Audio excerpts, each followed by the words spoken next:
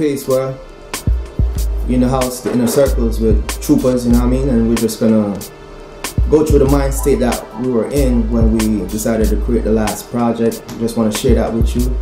You know, music is a creative instrument.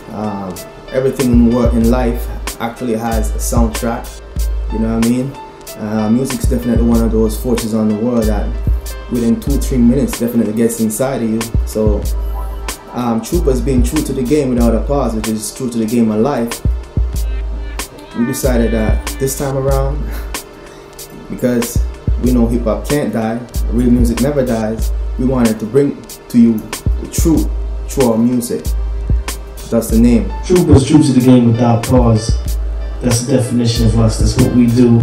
And to know that we are true to the game being life, as Boozy broke down already, but I have to reiterate it because we stand by that.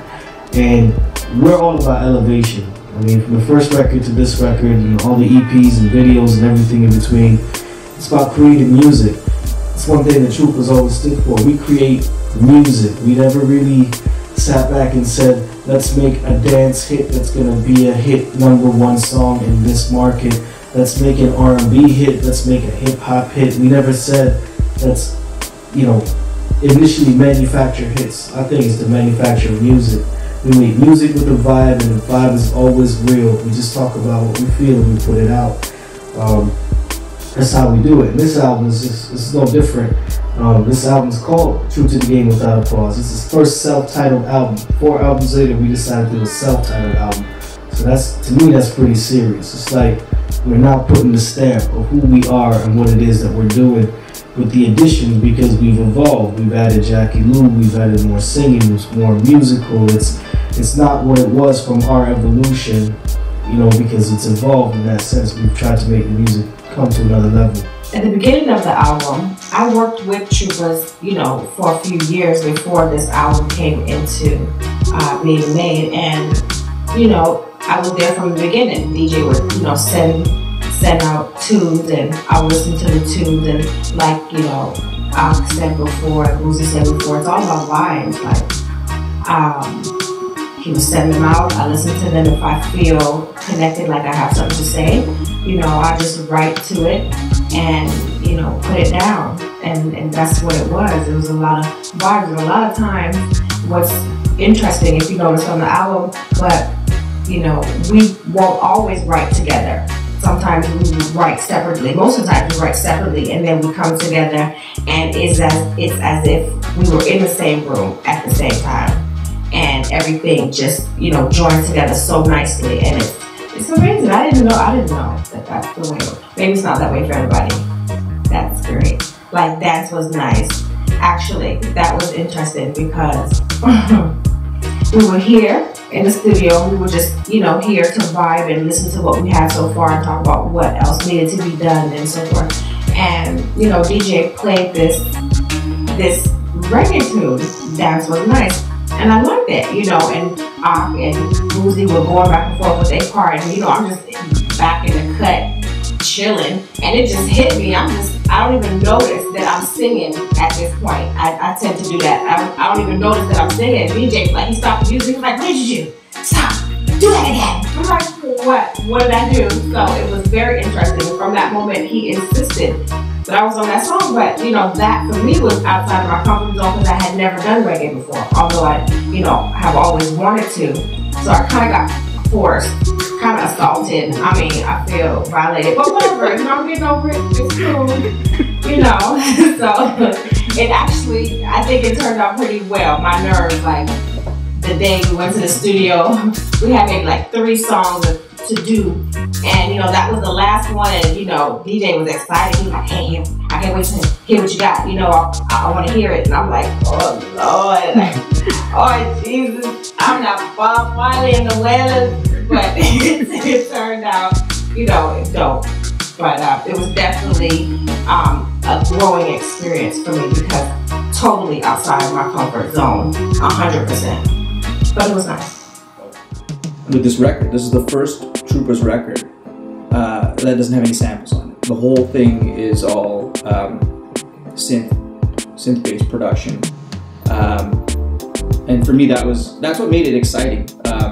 was kind of looking for inspiration before for the next record. I was like digging through samples, but nothing ever sort of excited me enough to be like, yo, Boozy, you need to hear this. It was always kind of like I made something, listen to it a couple times. You know, next day you wake up and you're like, yeah, whatever.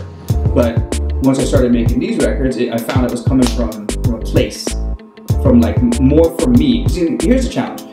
You're listening to records looking for samples. You're looking for somebody else's music that's gonna bring the feeling that you have, and then sample it and make it fully express what you want. Whereas, when you sit at the keyboard, whatever the feeling is that is going on in your brain or in your heart or in your soul, you just put it down on the keyboard. You just find, oh yeah, you feel around the keyboard, oh yeah, this is the note that brings that vibe. So that's why for me on this record, a lot of the songs have more feeling than the previous records, only because they're coming from it's more close to the center of the feeling that started the song in the first place. Me, like music at times when it comes to me, it's like lessons for myself, and the time and effort and the time and effort that not just to get there, but even the time and effort that I've lost in the process. I try to share it in the music so that you can hear these gems and know and be aware, because awareness is a greater understanding of your existence. So once you know and hear these things, because music is one of the only things that get into you in like 2-3 minutes, like I said before. And that's why whenever there is like a political campaign, they have music, they choose their musicians, you know what I mean? The last time I think Mitt Romney wanted Kanan's track, and Kanan says no, but if Obama wants to use it. So you know, MCs at different levels know the importance, the power of music, and they choose to use it differently. For me, I believe that through music we can create a positive effect within the world, period. And that's been the purpose, and that's why the album is also called True to the Game of Life Without a Pause. If I haven't got something positive to say, then I'm just gonna be quiet, right? There's a 1,000,001 MC out there right now. And it's again, vibes led to everything. It created everything. I'm going to use the word vibes a lot because that's what we deal with. Vibes being short for vibration, frequencies. We bounce off each other. I mean, I can't really speak without getting into a scientific build at times, especially for the people, but you got to know that we are all energy. We all bounce off of each other. And it's vibrations that create sound, and it's the vibrations that create frequencies, and frequencies put things into existence. And without getting super deep, that's what we do. And we vibe off each other, we bounce, we feed, and this is what creates something. This is how we do shows, this is how we do music, this is how we create.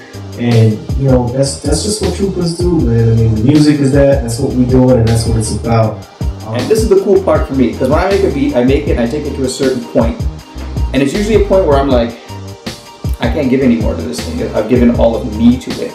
And that's what's awesome about having vocalists, not just random vocalists that you sell out beats to, but like family of vocalists that are part of our unit, of our family, that share the vibe, is that now they add that part that completes the whole thing. Like the melodies that Boozy will come with on a hook, it's like, I don't even know that's what I wanted to hear, but when I hear it, I'm like, yeah, that's what I wanted to hear on that. So there's a whole, it's like almost like a circle. Like I give it out, they put something to it, it comes back, and based on what they put on it, I'm like, oh, I could just add this extra synth there, I could put a line here, I could do an arrangement here, you can have a nice bridge here or whatever, and then we start just like interchanging, tossing it back and forth, and molding the tune to the point where it finally gets done, and then we take it in and record it and mix it down properly. So I thought this was the most organically produced record, the most organically written record, and probably the most organic sounding record. So, you know, I mean, the music speaks to you sometimes, and you just fit it, and it's like I said, natural progression. It's all the vibes. That's what Tru-Paz is on, and that's what I'm gonna leave it at on this note. And catch me again, catch all of us again in the next takes, because we got more to say always.